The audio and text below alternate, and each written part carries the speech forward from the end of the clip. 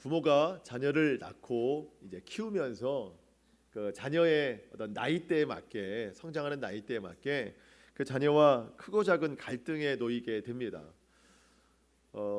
부모와 자녀 간의 어떤 가장 큰 갈등의 시기라고 한다면 자녀들의 어떤 사춘기 시기겠죠. 또 이제 그 시기를 좀 넘어가면 뭐 진학을 하고 뭐 취업을 하고 결혼을 하고 또 그 자녀가 한 가정을 이루기까지 이제 부모와 자녀 간의 어떤 그 나이대에 맞는 여러 가지 이제 그 갈등들이 좀 놓일 텐데, 여러분 그러면 그 부모와 자녀의 갈등의 첫 시작은 언제쯤일까요? 어느 때 어떤 이유로 갈등이 좀 시작이 될까 한번 생각을 좀 해봤는데, 식탁 위에서 편식을 할 때가 아닌가 좀 생각을 해봐요. 편식. 아주 어렸을 때는 뭐 갈등이라고 할 것도 없죠. 근데 이제 자기 좀 주장을 좀 나타낸다 할 때, 그때부터 갈등이 좀 시작된다 하면 이 식탁 위에 올려진 반찬과의 싸움. 부모는 자녀의 건강을 위해서 뭐든지 잘 먹어야 된다, 이렇게 이야기를 하는데, 자녀들은 뭐가 좀 보기에 이상하거나 맛이 이상하거나 그러면 절대로 그것을 먹으려고 하지 않죠. 이때 그 식탁 위에서 이제 그 갈등이 좀 이루어지게 됩니다.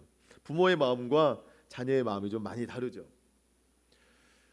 여러분 저는 이 예배 시간이 영적인 식탁이라고 생각을 해요. 영적인 식탁. 하나님과 자녀된 우리가 지금 마주 앉은 시간입니다. 하나님의 말씀이 영의 양식이에요. 근데 꼭 영의 식탁 위에서도 갈등이 일어나죠. 하나님은 우리에게 모든 말씀을 잘 받아 먹었으면 좋겠다, 모든 말씀을 잘 듣고 순종했으면 좋겠다 하는데, 또 우리는 또 그렇지 않죠. 듣기는 듣지만 순종하기에 조금 부담스럽다 하면 또 이렇게 잘 편식하고 잘 걸러내요. 마치 자녀들이 뭔가 음식이 풍성하고 복잡한데 그 중에 먹기 싫은 야채 하나를 기가 막히게 빼내는 것처럼, 우리도 이제 말씀을 듣다가 보면 이 말씀은 조금 부담스럽다 하면 살짝 이제 편식하는, 걸러내는 그런 경우가 좀 있습니다. 하나님은요 우리에게 주시는 모든 말씀에 아멘으로 순종하기를 원하세요. 우리의 건강을 위해서, 영적 건강을 위해서. 무슨 얘기 하려고 저렇게 처음부터 겁을 주나, 이제 그렇게 좀 생각을 하실 수도 있겠지만, 오늘 주제가 긍휼입니다. 긍휼. 주님이 오늘 우리에게 하시는 말씀이 긍휼히 여기는 자가 되라, 이런 말씀을 주세요. 저도 말씀을 이제 준비하면서 또 오늘 여러분 말씀을 같이 좀 나누겠지만, 이 긍휼이라고 하는 것은 정말 우리가 편식하기에 좋은 말씀 같아요. 이 보통 어려운 말씀이 아니에요, 실천하기에. 근데도 우리 주님이 오늘 우리에게 긍휼히 여기는 자가 되라, 이렇게 말씀을 하십니다. 지금 예수님 앞에 나와 있는 이 그 본문에 예수님 앞에 나와 있는 많은 백성들이 있잖아요.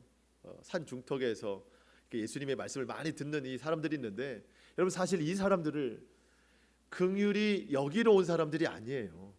긍휼히 여김을 받기 위해서 온 사람들이에요, 다 지금. 그런데 주님이 그런 사람들에게 여러분 긍휼히 여기십시오 라고 말하니까 그들의 상식과는 전혀 맞지 않습니다. 지금 오늘 우리가 이 말씀을 좀 순전한 마음으로 좀 받아들이기 원합니다. 주님이 오늘 본문에 앉아있는 많은 백성들에게 이 말씀 선포하셨지만, 결국 더 순종을 요구하는 것이 오늘날의 교회예요. 오늘날의 교회가 주님의 이 말씀에 순종하기를 원하십니다. 특별히 그 교회의 지체를 이루는 저와 여러분이 이 말씀에 순종하기를 주님이 원하신다는 겁니다. 왜냐하면 이 세상은 정말 긍휼히 여기는 자를 기대하기가 어려운 시대예요. 여러분 무엇이든지 그렇지만 어떤 것을 경험한 사람이 그것을 잘 해낼 수가 있잖아요. 그런 것처럼 긍휼도 마찬가지예요. 긍휼을 경험한 사람이 긍휼을 나타낼 수가 있습니다. 여러분 이 세상은 실제적인 긍휼을 경험하지 못했어요. 예수님을 믿는 사람들이 실제적인 긍휼을 경험한 것이죠. 그 사랑이 바로 십자가예요. 이제 뒤에 긍휼의 의미를 좀 알아보겠지만, 우리 사람으로서 받을 수 있는 최고의 긍휼은 뭔가? 결국 십자가라는 겁니다. 우리가 그 사랑 받았기 때문에 주님이 오늘 우리로 그 사랑을 좀 나타내라고 하시는 것입니다. 우리가 지금은 계속 산상수훈 중에 팔복의 말씀을 보고 있는데요. 우리가 지난주는 이제 맥주 감사주일이어서 감사의 말씀을 좀 받고 그 전주까지 4개의 말씀을 우리가 들었어요. 그렇죠? 여러분 다 기억하실 거라고 믿습니다. 4개의 말씀. 심령이 가난한 자는 복이 있나니 천국이 저들의 것이며, 애통하는 자는 복이 있나니 저희가 위로를 받지요. 온유한 자가 받는 복은 뭐예요? 땅을 기업으로 받습니다. 그리고 이제 전전주에 의에 줄이고 목마른 자가 복이 있습니다. 저들이 배부를 것이며. 여러분 한번 생각해 보세요. 이 4가지는 공통점이 있습니다. 심령이 가난한 자, 그리고 애통하는 자, 온유한 자, 의에 줄이고 목마른 자. 어디서 머무는 것 같아요? 다 마음에서 머무는 거예요. 내 내면에서 머무는 거예요. 내 내면이 그런 것들로 먼저 채워져야 된다는 겁니다. 팔복 중에 1번부터 4번은 내면의 태도, 마음의 태도를 뜻하는 거예요. 그러면 5번부터는 뭔가? 그 내면의 태도가 변화된 사람들이 이루어야 할 삶의 변화, 삶의 실제적인 변화, 삶의 열매를 뜻하는 거예요. 그 열매의 첫 번째가 뭔가요? 긍휼이라는 겁니다. 긍휼. 저와 여러분이 이제 1번부터 4번까지의 이 복, 그에 합당한 삶을 살아내고 그에 관한 복을 이제 우리가 받는다면, 이제는 우리가 삶의 실제적인 변화를 이루어야 되는데, 그것이 바로 긍휼히 여기는 자입니다. 긍휼히 여기는 자는 복이 있나니 저희가 긍휼히 여김을 받을 것이며. 팔복의 말씀 중에 유일하게 우리가 지켜야 될 것과 받을 복이 동일한 말씀입니다. 그게 긍휼입니다. 긍휼은 어떤 의미가 있을까? 성경에서는 긍휼을 어떻게 표현할까? 긍휼은 주님의 백성들을 향한 일단 하나님의 사랑, 성품입니다. 요한일서 말씀 중에 우리가 하나님을 뭐라고 표현하냐면 하나님은 사랑이심이라. 우리는 하나님을 사랑이라고 표현하지 않습니까? 구약에서는요, 하나님을 인자하신 분, 자비로우신 분, 그렇게 표현을 해요. 원어로 보면 헤세드라고 표현합니다. 헤세드. 하나님은 스스로 자신이 헤세드이신 분을 표현한 적이 있습니다. 언젠가 했더니 광야 행진 중에 하나님이 모세를 시내산으로 불러주셨습니다. 첫 번째 돌판을 주셨어요. 십계명을 주셨어요. 근데 모세가 이 돌판을 가지고 산 밑으로 내려왔더니 금송아지가 막 있는 거 아닙니까? 그때 모세가 화나가지고 이 돌판을 그냥 깨버렸어요. 하나님의 뜻이 이런데 너희가 어찌 또 다른 우상을 만들었느냐 하면서, 그래서 하나님이 2번째로 모세를 불러주셔서 이제 시내산으로 올라가셔서 하나님이 모세와 대면하실 때 이런 말씀을 주셨습니다. 출애굽기 34장 6절 말씀에 여호와께서 그의 앞으로 지나시며 선포하시되 여호와라 여호와라 자비롭고 은혜롭고 노하기를 더디하고 인자와 진실이 많은 하나님이라. 하나님이 스스로 자신을 표현하셨습니다. 헤세드를 표현하셨어요. 자비롭고 은혜롭고 노하기를 더디하고 인자와 진실이 많은 하나님이라. 하나님이 우리를 어떻게 대하신대요? 자비롭게 대하신대요. 은혜롭게 대하신대요. 우리에게 노하기를 더디하신대요. 인자와 진실이 많으시대요. 자, 여러분, 사람이 서로 하는 말은 우리가 잘 믿을 수는 없지만 하나님이 우리에게 스스로 이런 분이시다라고 하면 우리는 어떻게 해야 돼요? 이 말씀을 믿어야 됩니다. 믿어야 돼요. 그래서 이 말씀을 실제로 믿는 사람들이 하는 표현이 있습니다. 여호와께 감사하라. 그는 선하시며 그 인자하심이 영원함이로다. 시편 기자의 고백입니다. 주님이 긍휼, 헤세드 그 표현을 스스로 하셨어요. 그러면 우리는 그것을 믿어야 됩니다. 그러면서 삶에서 날마다 그걸 고백해야 돼요. 여호와께 감사하십시오. 주님의 인자하심과 선하심은 영원하십니다. 이거를 노래할 수밖에 없는 거예요. 믿어지니까. 자, 그렇다면 성경에서는 그렇게 긍휼의 뜻을 하나님의 성품으로 이야기를 하는데, 이 헤세드라고 하는 이 원어적 의미는 뭔가, 우리가 좀 이것을 좀 주목할 필요가 있습니다. 헤세드, 긍휼의 원어적 의미는 뭔가? 이것은 마음으로 다른 사람을 긍휼히 여기는, 불쌍히 여기는 마음뿐만 아니라 그가 가지고 있는 이 아픔의 현실에 대해서 실제적으로 도움을 줄 수 있는 구체적인 행동을 말하는 것이 바로 긍휼 헤세드입니다. 마음의 공감만 있는 게 아니에요. 그 마음 알아주면서 실제적인 도움까지 해주는 것, 그것이 헤세드라는 겁니다. 여러분, 이 시대에 마음의 공감을 얻기가 참 어렵습니다. 여러분, 그렇죠? 여러분, 부부간에도 마음의 공감 받기 어렵잖아요. 오늘 하루 종일 난 힘들었어. 이 말은 뭐예요? 공감해달라는 뜻이잖아요. 근데 왜 힘들었는지 이유를 밝히는 것이 우리나라 사람들의 특징입니다. 예. 뭐가 잘못됐는지를 그때부터 발견해 주는 게 우리나라 특징이, 사람들의 공감을 잘 안 해준단 말이죠. 공감을 직장에서는 말할 것도 없고. 여러분, 공감도 힘든 시대에 그 사람이 당한 어려움을 실제적으로 도와주는 것을 기대하는 거라고 하는 것은 정말 어려운 일입니다. 이 시대는 긍휼을 찾아보기 너무 힘든 시대예요. 주님이 이 시대를 보시면서 얼마나 마음 아파하시는지 몰라요. 그러면서 누구를 찾아요? 교회를, 그리스도인들을. 받아본 사람이 할 수 있다. 교회는 받아봤거든요. 그리스도인들은 그 교훈을 받아봤거든요. 그래서 우리를 부르시는 거예요. 긍휼의 삶을 살아내라. 여러분, 우리가 받은 최고의 긍휼은 말씀드린 것처럼 십자가입니다. 십자가.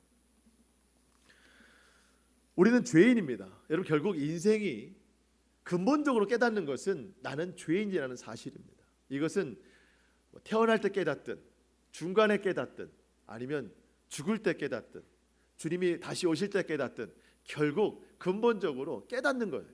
인생은 죄인이다. 여러분, 죄인에게 필요한 건 뭔가요? 죄의 값을 해결할 능력입니다. 죄의 값을 해결할 능력. 그 능력은 오직 하나, 십자가예요. 십자가. 여러분, 우리가 죄인인 것을 깨닫고 이 죄를 좀 해결해야 되는데 주님이 그것을 아시고, 그래, 너희 죄인이구나, 얼마나 슬프고 고통스러우냐, 마음으로만 공감하는 게 아니었어요. 그럴 거면 하늘에서 내려오시지 않으셨죠. 그냥 하늘에서 큰 음성으로 그래, 너희 죄인이구나, 얼마나 힘들고 아프냐, 그래, 내가 다 안다, 여기까지만 끝내면 이거는 그냥 마음의 공감뿐입니다. 긍휼이 아닙니다. 근데 주님은 친히 긍휼을 베푸시려고 하늘에서 이 땅에 내려오셨어요. 우리에게 진짜 필요한 게 뭔가를 아시고 대신 십자가를 지셨다는 겁니다. 여러분, 이게 진짜 긍휼이에요. 긍휼. 진짜 필요를 알고 채우시는 것. 주님은 오늘 성경에 백성들 앞에서 하나님의 말씀을 선포하시기도 하셨지만 저들을 긍휼히 여겨 주셔서 불쌍히 여기시고 필요를 채우시기도 하셨습니다. 마태복음 9장 35절 말씀에 이렇게 기록이 되어 있는데요. 예수께서 모든 도시와 마을에 두루 다니사 그들의 회당에서 가르치시며 천국 복음을 전파하시며 모든 병과 모든 약한 것을 고치시니라. 자, 여러분, 예수님이 마을을 다 돌아다니시면서 이렇게 하나님 말씀도 전하시지만 그들의 아픈 것을, 약한 것을 고치셨습니다. 왜 이렇게 하셨는가? 그 다음 구절을 보니까 무리를 보시고 불쌍히 여기시니. 주님이 백성들을 보고 불쌍히 여기셨습니다. 아프구나, 고통스럽구나. 그러면서 마음으로만 공감하신 게 아니에요. 친히 그들의 병을 고쳐주셨다는 거예요. 이게 긍휼이라는 겁니다. 배고픈 자들에게 배부름을 허락하셨어요. 오병이어가 바로 그런 것 아니겠습니까? 오병이어의 기적을 베푸실 때도 그런 말씀을 똑같이 하셨어요. 마태복음 15장 32절에 예수께서 제자들을 불러 이르시되 내가 무리를 불쌍히 여기노라. 그들이 나와 함께 있은지 이미 사흘임에 먹을 것이 없도다. 길에서 기진할까 하여 굶겨 보내지 못하겠노라. 예수님의 말씀을 듣고 있는지 지금 3일이 됐다는 거예요. 이들이 먹을 게 없어요. 불쌍히 여기셨습니다. 집에 돌아가다가 쓰러질까 염려되신다는 거예요. 그래서 불쌍히 여기시는 그들에게 실제로 먹을 것을 채우시는, 남기기까지 하시는 그분이 바로 예수님, 그분의 긍휼입니다. 자, 긍휼은 뭐라고요? 마음으로 공감도 하지만 실제적으로 채우는 거, 돕는 거. 자, 여기서 여러분 편식하시면 안 됩니다. 그래서 말씀을 꼭 붙잡고 가셔야 돼요. 자, 그러면 우리 마음속에 그런 의문이 좀 들 수 있어요. 예수님은 예수님이니까 할 수 있지. 예수님은 예수님이니까 사람들을 좀 불쌍히 여기고, 마음에 공감도 주시고, 그 불쌍한 부분, 필요를 채우실 수 있기에 그분은 기적을 행하실 수 있으니까 당연히 그렇게 하실 수 있지. 근데 이 주님이 하신 그것을 어떻게 우리 보고 하라고 이런 요구를 하시는가, 이렇게 우리가 생각할 수도 있지만, 주님이 우리에게 바라시는 것은 기적이 아니고 긍휼입니다. 기적을 나타내라는 게 아니에요.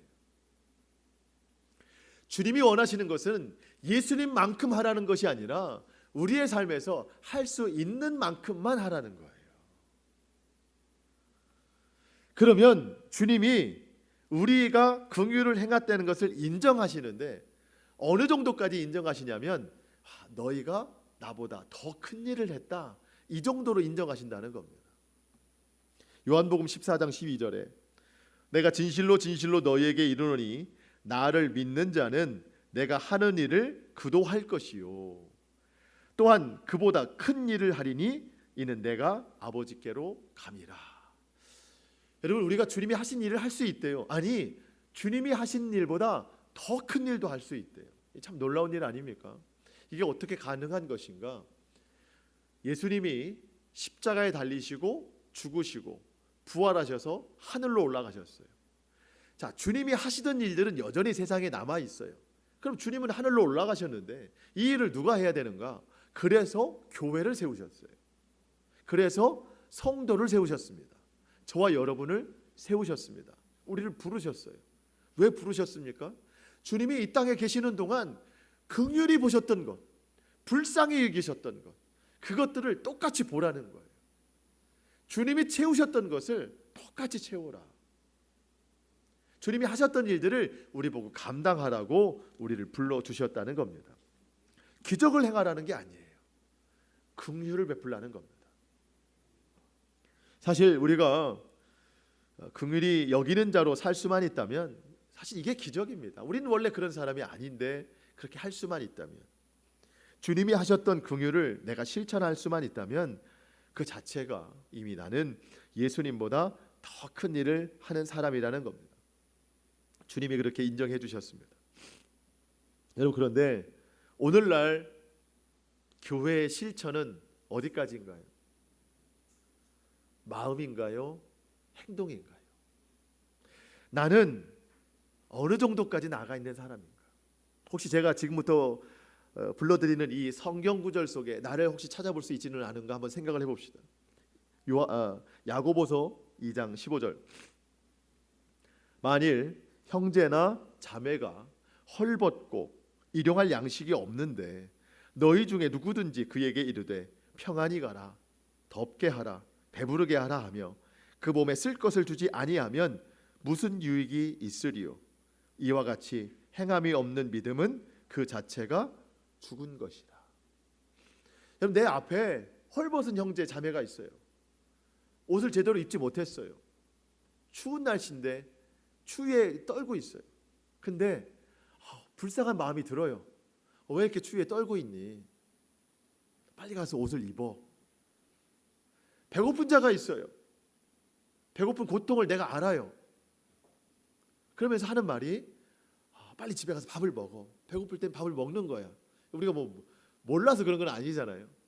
그러면서 입을 옷을 주지 않고 먹을 음식을 주지 않고 말로만 한다면 그게 진짜 믿음이냐?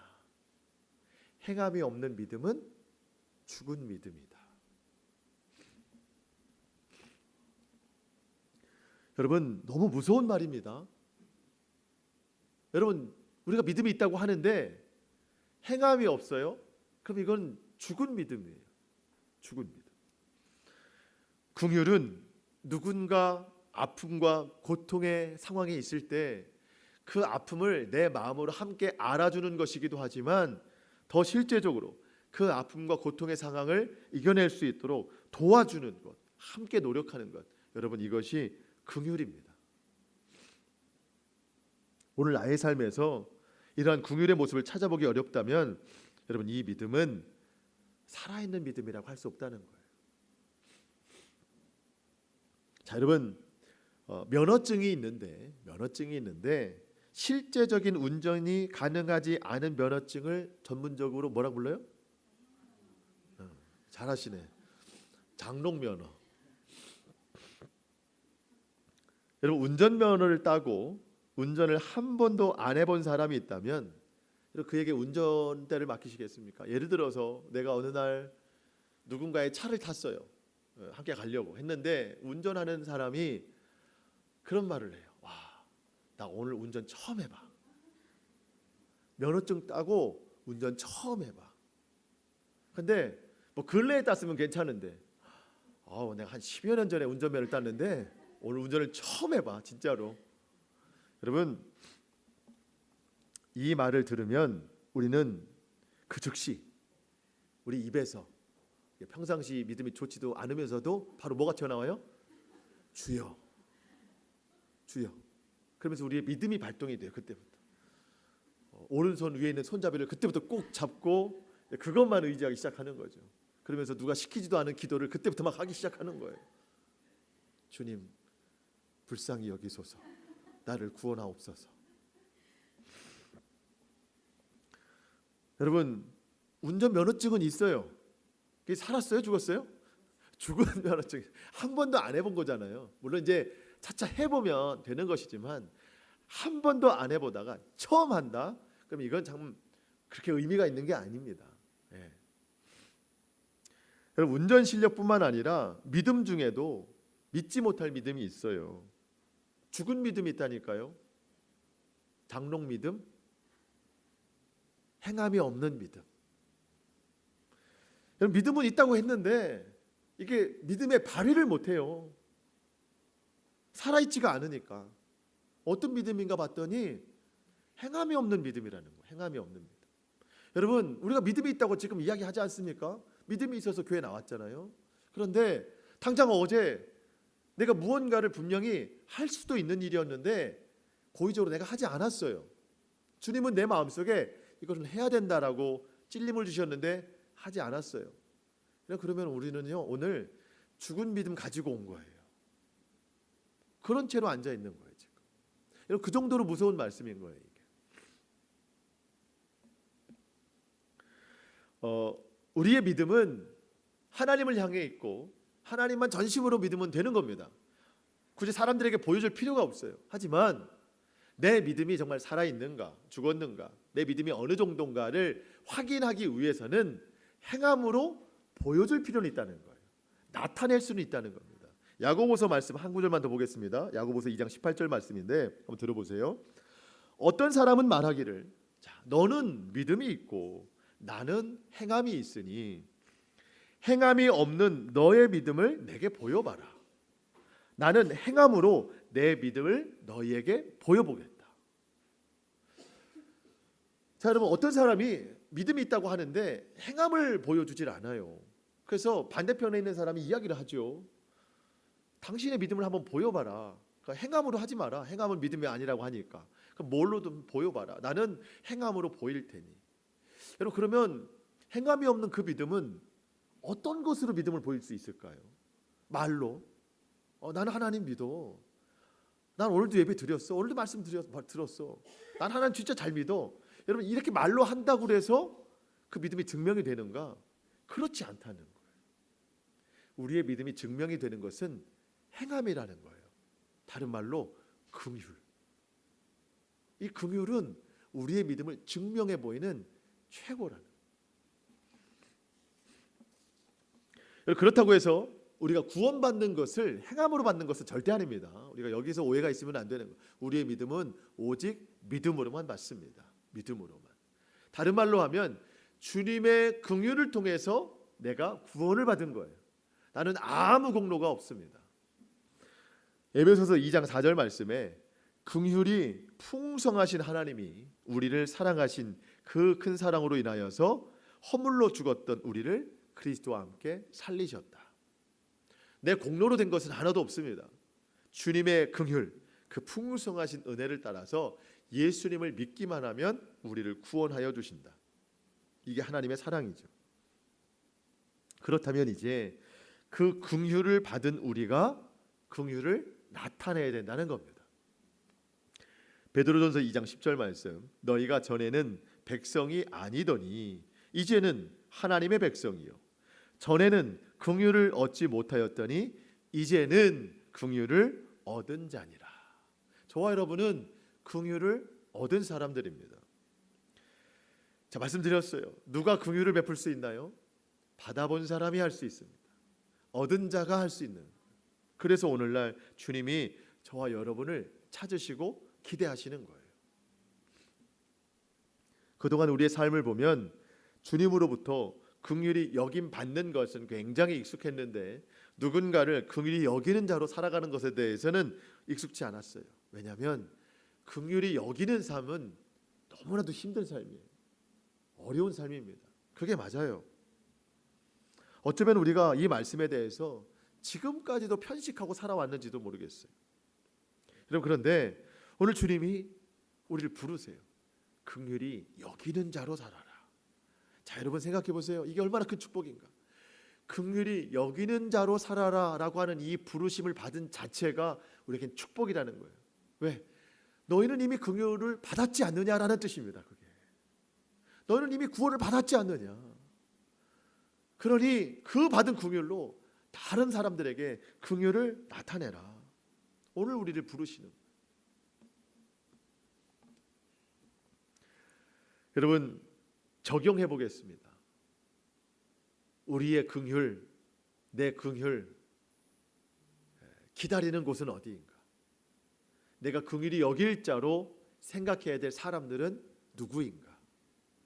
주님은 오늘 어떤 구체적인 대상을 말씀하시지 않았습니다. 그냥 긍휼히 여기는 자는 복이 있나니. 우리가 긍휼히 여길 대상은 모두입니다. 모두인데 가까운 곳부터 하지 못하면 먼 곳은 절대 할 수 없어요. 그런 의미에서 내가 긍휼히 여겨야 될 가장 가까운 곳은 어디예요? 내 가정입니다. 가정, 내 가족이에요. 누구는 그렇게 생각할 수 있어요. 우리 집은 뭐 그렇게 불쌍하게 살지 않습니다. 긍휼히 여길 받을 사람이 하나도 없어요.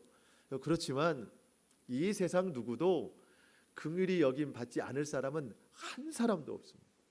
여러분, 내가 내 가족 놓고 더 멀리에 있는 그 사람들을 긍휼히 여긴다 치면 아마 내 가족 중에 누군가는 또 다른 사람의 먼 곳에서 긍휼히 여김을 받을 수도 있어요. 여러분, 우리의 가족도 다 긍휼히 여김 받을 자입니다. 우리의 실천은 가정부터 이루어져야 돼요. 나는 잘하고 있습니다.